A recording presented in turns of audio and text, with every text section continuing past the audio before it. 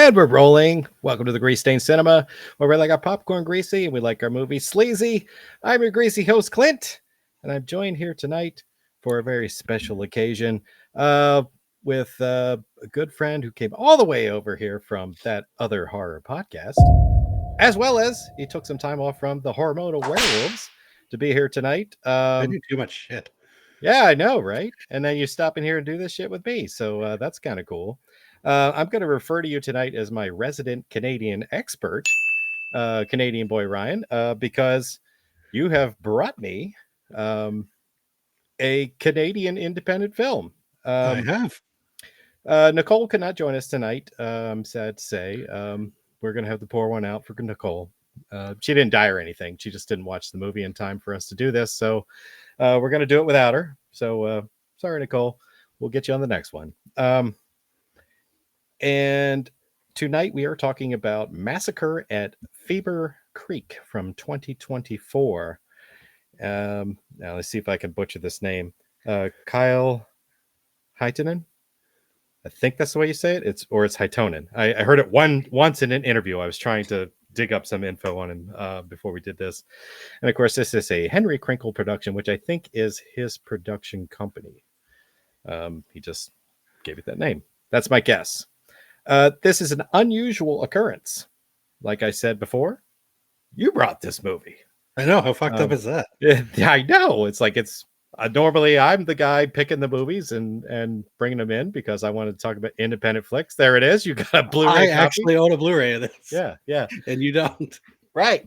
So you actually went and saw this in a theater. You took a night out and you did that and you spoke with the director briefly. And I was just kind of curious if you could relay a little bit about the experience of how you heard about the movie, what made you go out and see it, and what the overall experience was like. So me finding out that the movie was even playing in a town that lives not too far away from me, in a town that lives in a town that is not too far away from me, in North Bay, Ontario. I guess this movie had done the festival circuit for a good chunk of last year, and he started at what's the Bay of Horrors, I think. It turns out this town that I live close to has a yearly horror film festival. Oh my! So yeah, I'm going to it this year. It's at the end of this month. It's at the end of May. I was going to say you better go. I didn't even know. It's awesome. Been going on for years. Pleasant surprise. He started his that was the first showing of his movie, and he's just finishing up the festival tour because my understanding is this movie has found distribution. Nice. So he kind of finished up the tour back in North Bay. Every year in Canada, we have Canadian Film Day, where we kind of pay tribute to Canadian filmmakers. Okay. And this was the movie playing at our cinema. It was a free viewing. And as you mentioned, the director was there and he did a Q&A session afterwards, just some stuff about the movie. And he was handing out free t-shirts, and I managed to snag a Blu-ray as well. I would be wearing the t-shirt, but unfortunately my fat ass is too fat to fit in it. So. Well, you can hang it up, shadow box it or something. I mean, or you never know. You might turn over a new leaf tomorrow and just start jogging again, and a couple of literally months, a treadmill right 3 feet from me. It's right there. You're like, there's gonna need to be more motivation than this. Oh, you know what though? I do. It's right there. It's right there. Yeah, I forgot. I just threw it over there. Yeah, I survived Femur Creek. Nice. So he's handing those out. But yeah, really nice guy. Down to earth. Just what we see with what you I guess see more than me with a lot of these independent directors. They want to make a fun movie. They like horror. Yeah. They like movies. And he had done a short film, which was a special feature on the Blu-ray. So I did watch that. Oh, and, the one from 2014, 10 years earlier? Massacre at Femur Creek. The short and I saw a trailer. It he made the full-length feature. Very cool. Very cool. I did want to see if I could find a way to check out more of his work. And I was digging on YouTube. I think I found his YouTube channel because it's Henry Krinkle production YouTube channel. It's mostly trailers on there. I didn't see anything that was like short films or or anything like that. So I was a little disappointed, just because I wanted to see one that he was talking about called Bury the Sky. Mm. I don't know if you heard about that one or not. Evidently, he was inspired by an old Shel Silverstein poem, um, and wrote a script around it. And evidently, it's, you know, short film about a boy in his slingshot and a dead cloud. So I thought it sounded interesting, and I kind of wanted to see it, but I could not find it. So maybe between the two of us, and if you got some in with the director, we could find a way to see this. I mean, Um, the only in I have is the director is that I chirped him on social media. So I yes, guess if and I hey, keep doing, I mean, if I keep doing that, I'll either get the short or he'll block me. So sure, that's fine. Yeah. Well, at least you got the screener. So we were very fortunate to get a screener to watch this movie, and that's what we came here to talk about tonight. We're going to do it as spoiler free as possible. I'm going to try not to bring up anything too detailed that's outside of what you see in the trailer. We're just going to give our overall impressions of it. Let me give you a synopsis here. As on IMDb, it says, as his wedding day approaches, the nervous groom reluctantly joins his childhood friends at a wild bachelor party organized by his overbearing best friend. However, the festivities turn into a night of terror when a psychotic killer starts hunting them down, forcing the group to confront their deepest fears and fight for their lives in a desperate struggle for survival. There are some people who seem to have watched this movie. I do see some reviews for it. I'll give you a little clip out of one that's off of Letterbox. Massacre at Femur Creek is a story about a man suffering a midlife crisis before he even has the chance to get to midlife, thanks in part to a group of friends who are equally supportive and harbingers of doom. Oh, and there's an escaped serial killer. That, of course, is by none other than Wife Like Pigeon, as you said, aka this sounds my familiar. Canadian expert. That's right. I did do that. It looks like you liked it. I Um, did. yeah. Since we're let's do first impressions. Okay. When you saw this movie, what were your first impressions of it? So you have made me watch several independent movies. They Made range. you watch? There is a range of quality. Uh, Yes. this one, I'm if I'd have not gone into this knowing it was an independent movie, there are very few tells. Okay. This is a very competently made film. I, I'll just leave it at that. I'll just say yes. I like first impression was really floored by it. I went with my family. We all thoroughly enjoyed it, and they're not like gluttons for punishment like I am. If they did not like this movie, they wouldn't try to find reasons to like it. They Right. legitimately had a good time watching it. So yeah, no, we all had a great time with it. Okay. That's great. Uh, I also had a good time watching this. Thank you for securing a method for us to do that. Um, I can echo very much everything you're saying. It is a competently made film. You could tell that somebody with, or several people with some talent worked on this together. Um, the I did notice the camera work was pretty good. Like, I can tell you, I was talking about this earlier today. Like, one of the things I can stand the least in a movie, whether it's independent or not, is when you're having a dialogue scene with a couple of characters and you have a wide shot, static camera, nothing happening. They're just sitting there talking. This movie didn't do that.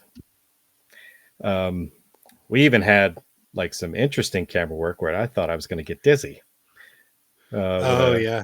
conversation between a couple of the friends. Um, and this is one of those movies that is taking a stab, figuratively, at the 1980s slasher. It's kind of like a camp slasher. They even tell you right in the beginning, Friday, June 17th, 1988, Ontario.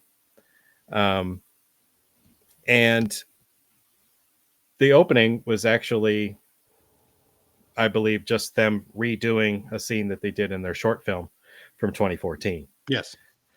where you get the lovely August Kiss as a hitchhiker. She was not in the original short. She was not. I was gonna say it was not August Kiss, but she was in this. And we had a very cool opening scene. I don't want to say too much about that. I don't think there's a lot of it in the trailer, but we got a very nice nod to Friday the 13th Part 4, which you corrected me on yesterday. They all kind of blur together for me, and I can't remember where certain gags came from, but that one, yes, you're 100% correct. Friday the 13th Part 4. Part 4. I told you I'd bet money. I'll bet real money. Yeah. and we got an added one there, where there was a family in a car and a wiper blade gag, which was pretty fun. That I lost my shit in the theater watching. And that's, you brought that, like, you're bringing that up, the opening kill. This is just as much a comedy as it is a horror movie. Mm-hmm. And that, to me, I mean, I don't want to say anybody can do horror, because it's not everybody can do horror, but right. Horror it's the easier way to go if you want to make a movie, if that makes sense. Yeah. Comedy is probably one of the most complicated things to pull off. And I would say comfortably at least 90% of the jokes in this movie landed for me.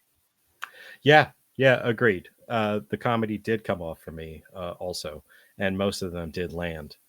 I'm going to say all of them. I mean, some of them hit a little harder than others, but I mean, everything was written well, and that's like, for me, that's 80% of it. The other 20% of it is the delivery.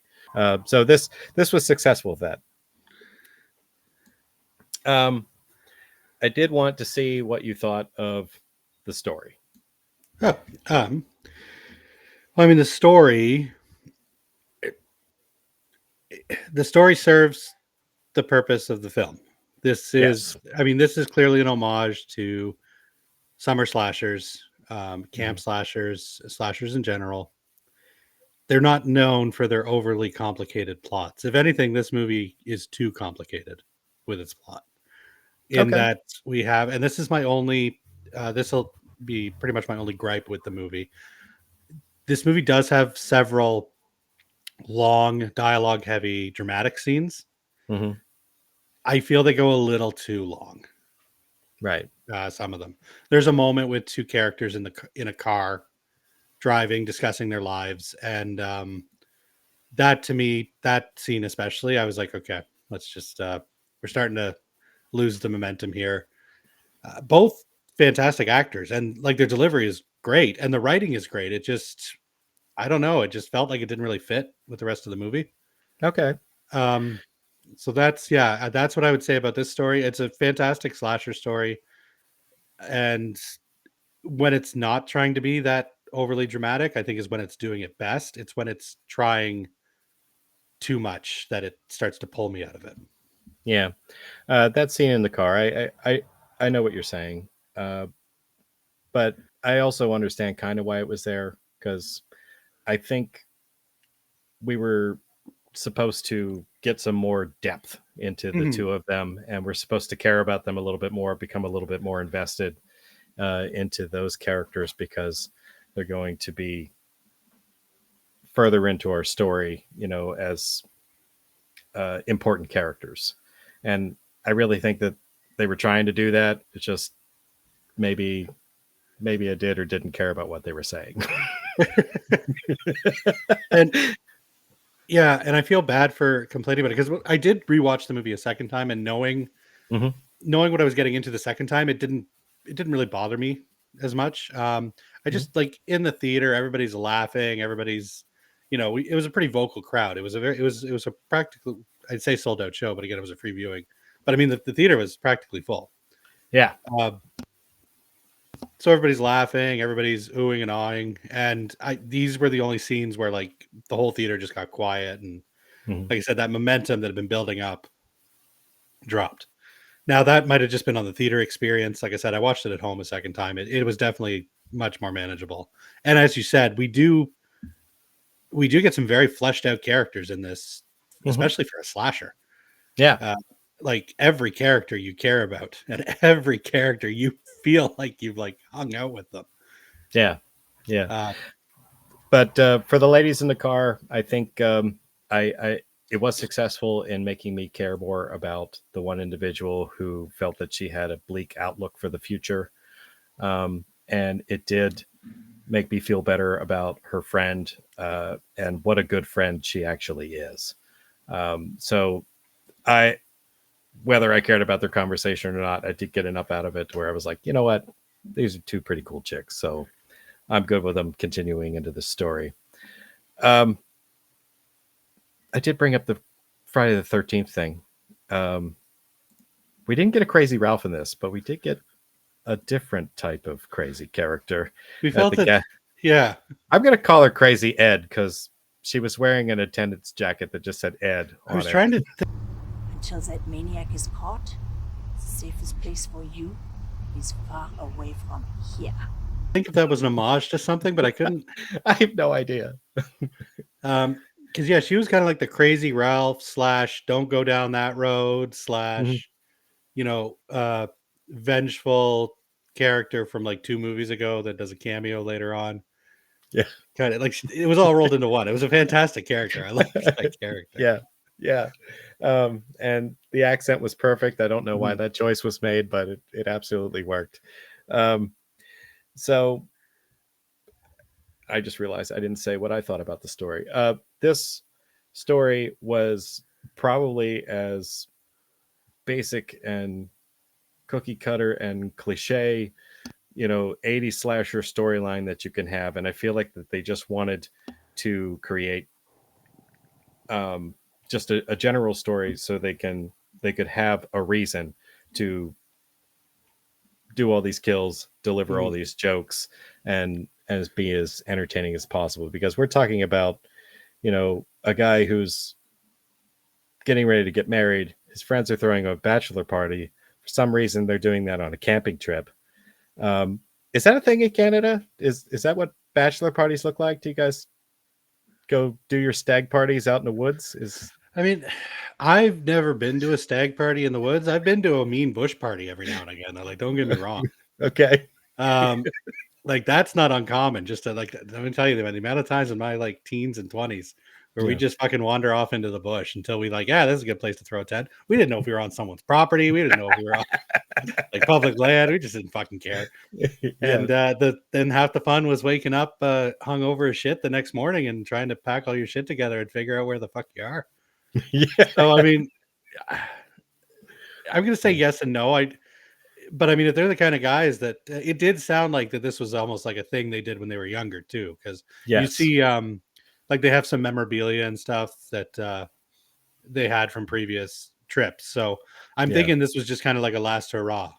Hmm. So Yeah. I could believe it. Yeah, Yeah. I'm gonna And say they yeah. That's Canadian. That's a Canadian thing, okay. I guess. Okay. I feel like it'd be. It might happen here You too. never I been have no camping? idea. Yeah, no, I've been camping. I've just never done like a bachelor party, you know, out in the woods. It's like I mean, they um, still got the dancer. So that was the funny part, is they hired a stripper to come out to the campsite. like but that tells you, say that's how fucking safe Canada is. Like a Yeah. stripper will go out on her own into the middle of the fucking Mhm. woods to dance for a bunch of strangers and assume she's gonna be all right. Yeah. Um, how successful do you feel like their ability to make this feel 80s was? I overall pretty good. I liked again, that was the fucking cell phone joke. That was great. That But they that had the boombox. They did he did manage to snag a couple of good 80s looking cars. they did. The Plymouth looked great. The one that Yeah. the buddy was driving. Whatever we said his name was, Teddy. Oh yeah, Teddy's Teddy. car was pretty sweet. I thought. I only spotted one vehicle. I thought, okay, maybe that's not the era we're talking about here, but it was like a truck that was probably clearly broken down and parked there for like probably a really long time in the background at the gas station scene. But that was about it. I Uh did notice a couple of the interior shots when they were inside the Plymouth. huh. Like Patrick's like holding on to the holy shit bar. Uh huh. And I'm like, okay, well, this is clearly not the holy shit bar of a 1980s Plymouth. I don't even think they had them. And like, this is the holy shit bar of like a 2015 Nissan Altima. Yeah, maybe. Because I don't know if it was maybe they just weren't allowed to film, like drive the car and film inside of it, or. Mm. But then I did notice some scenes where they were inside the Plymouth. So I don't know. Maybe it was a pickup shot, something they had to do later, and they couldn't get the Plymouth back. Oh, maybe. But they were clearly supposed to be driving the Plymouth, but the interior was like something in the last decade. I did see in the credit that they did call out a couple people as stunt drivers, and I was like, stunt drivers? What the hell they do in the movie that required like stunt driving? But like maybe that's part of what we're talking about. Maybe it was actually the owner of the vehicle and he wouldn't let anybody drive it. Well, I know that is one thing the director talked about at the Q&A session was those vehicles, and he did say he was very lucky to get them, and that the owners of them were willing to like lend them out for the movie. So it did sound like they were pretty protective about them, but okay. So yeah, maybe it was only I get to drive her kind of thing, or yeah, maybe. We talked about just really quick. We did talk about the two girls. I wanted to bring up, not Cassidy Lawson. I think her name's Karen Burson. Mariah, talk to me. Okay. Mariah. I think Mariah was her kind of like the mother hen character. Oh yeah. Yes, her friend. Yeah, she's probably the highlight of the movie for me. Oh, she's great. She is fantastic. She had some good lines. Yeah. She had some good interactions with our killer. I almost felt at one point that, and tell me I'm crazy if you want. I almost felt at one point that this movie had kind of like an anti-smoking message, because almost every time she went to smoke, something happened that prevented her from doing it. Yeah, I don't know if we ever actually see her successfully have a cigarette in the whole movie. Well, if we do, it's at the very end. I would try to remember it. I'm thinking the only time, but yeah, I don't know. Sorry,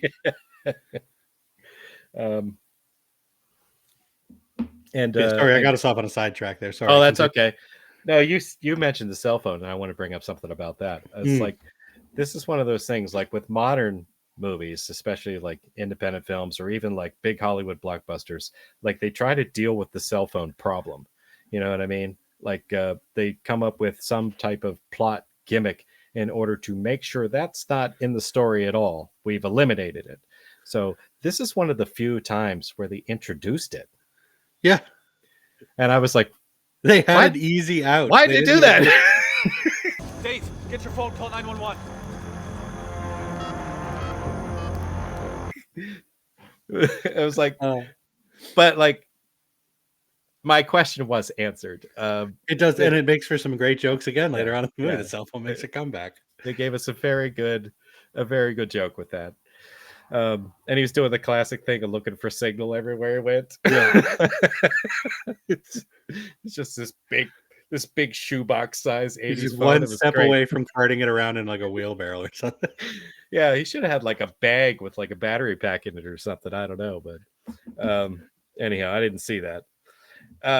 So this movie did successfully remind me of a lot of 80s technology, as we were just talking about. We had the boombox, we had the early generation cell phone. There was probably one or two other things that I don't remember. I think they even had the stubby bottles of beer, didn't they? Yeah. And I know you can still get those bottles. Yeah, you can still get those from a few brands, but just they were all like, that's all I remember. Like when I was a kid growing up, my dad's, it would all be those like little stubbies. Yeah. And these guys partied hard. I just want to say that right up front. One of them partied harder than others. He sure did. Jesus. He sure. And the reality is, I did want to ask another question about the nature of drinking in Canada. Like the amount of drinking the one character did seemed superhuman to me. Like if I did what he did, I would have been on the ground throwing up all over myself 15 minutes after I did it. And if I was coherent enough to do so, I would have been begging my friends to take me to the hospital. We, especially in the rural areas, like we handle our drink a little differently. Now, I guess minor spoilers, I guess, if you're worried about the amount of alcohol somebody consumes in this movie. But I mean, this dude puts down a 26er, which I don't know what you guys call them in the States. A fifth? Okay, is that what that is? Like it's 750 milliliters? Yeah, full bottle of Yes. booze. Okay, yeah, we call that a 26er. Okay.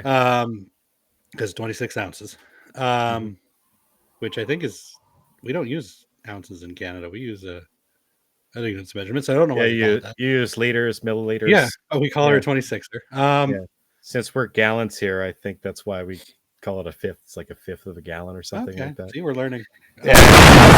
This dude polishes off like this dude polishes off like a 26er of Wisers and starts grabbing at the beers. Like there's been more than, I'm not gonna lie, I've been there. I've downed a 26er, not as fast as he did, but like there's been nights where the 26er's gone and the beers are flowing. Now, I don't know if I'd be as coherent as he was. He was doing pretty good. He was doing fine. Well, as the night went on. Well, yeah, it did get worse. Anyway, but no, yeah, like I've done that before. Okay. I don't think I do it now. Like we're talking 20 years ago. Mm-hmm. I can't drink. Like if I even put away a 2-4 now, I'm gonna have the worst day of my life the next day. Oh yeah. So yeah, I wasn't gonna call bullshit on that. I just wanted to ask the question because I could tell you, like a fraction of that would put me down for the count. Oh no, I could still easily do a good chunk of that.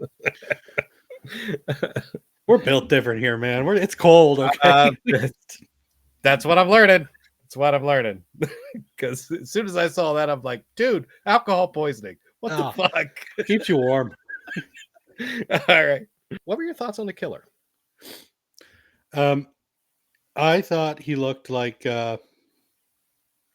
Brian Cox in Manhunter, and I didn't know if that's what he was going for. So go ahead. I had the same thought.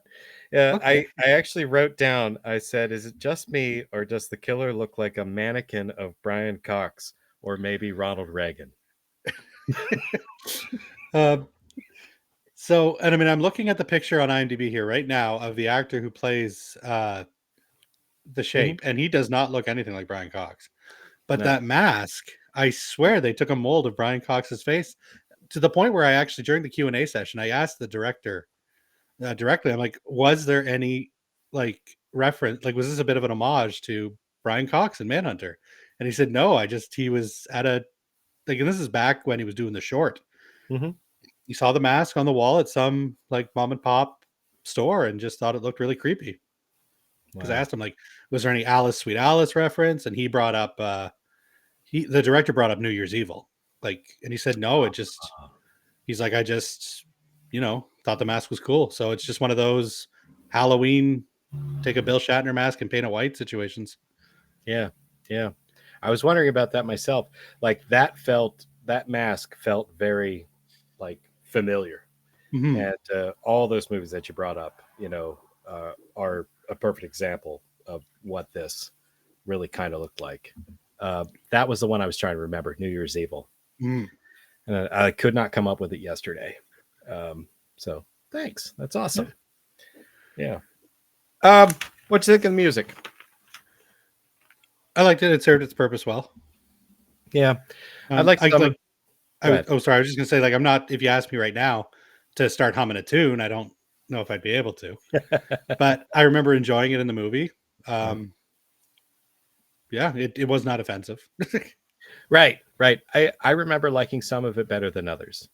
So I don't know how many different people they had working on the music in this film.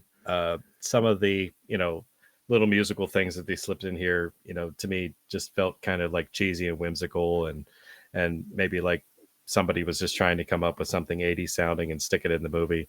But like the opening credits music, I thought was great.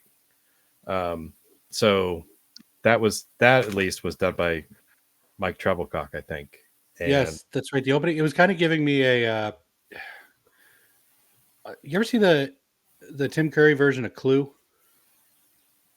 yes, Kind of of gave course. me the opening of that. Like the vibes were just kind of like that whimsical but mysterious and a little bit creepy kind of thing going on. I don't know how else Okay. to describe it. I could see that. That sounds. Or I might be thinking of something completely different. It's possible the music's already slipped my mind. No, I feel like that's a good comparison from what I remember about it. Now they did throw out some names of places. Now, of course, Fever Creek, Cherry Hill, Ontario. Are these made up names? Femur Creek is made up. Okay. I believe there's a Cherry Hill, Ontario. I know the movie was filmed mostly in Hamilton. Okay. And it's funny because I keep forgetting that Hamilton even has trees. Because normally you do think Canada, you think trees, but like Hamilton is like Toronto's dirty cousin. Okay. It's just like it's an older city. It hasn't had the upkeep that Toronto has. Sounds awful. Why would you say it like that? That's what it is. You talk to anybody from Ontario, people that live in Hamilton, they'll admit that. Okay. It's just no. It's like it's an old industrial city. It's Okay. dirty. It hasn't had the upkeep that Toronto has, so it's an older looking city. Oh, well, It's just dirty. yeah, we've got some of We those. love it. Yeah, we love it for that. Okay. But I was surprised, and I was talking mentioned this director. Like I forgot how, because he had mentioned he had filmed the forest scenes in Hamilton, Mm-hmm. and I had completely forgotten that Hamilton is still there's plenty of lush green and these dirt like goat path dirt roads that you go down, and I just that's yeah. I mean, but that looks. I take 5 steps out my yard, and that's what I'm seeing. It's a good representation of our province. Okay. Excellent. How did you feel about the effects in this movie? I wished he had gone a little harder with them. I almost feel like he was worried about the limitations of it being so low budget, because these are very low budget special effects. Like these are basically just hose lines and but that's okay. Like we love that. People that like these kinds of movies, people that like slashers, they're not too particular about their special effects, so don't worry about cutting away too quick, or if we're going to notice that it's a prosthetic head, or if we're going to be able to tell where the hose lines are in the severed neck. Yeah. Like just go for it. Go ridiculous. And I felt that he was almost worried that it would impact the film if people figured it out, if that makes sense. It does. When you put it like that. I was wondering myself if maybe this was a good example of the budget constraints. Like, the effects were very reserved. We didn't get like a ton of blood. We didn't get like a bunch of close-ups. We didn't get a great deal of gore, unless it was just like, they were cut apart. Like we didn't have. Let's just say somebody lost something internally. We didn't see that happen.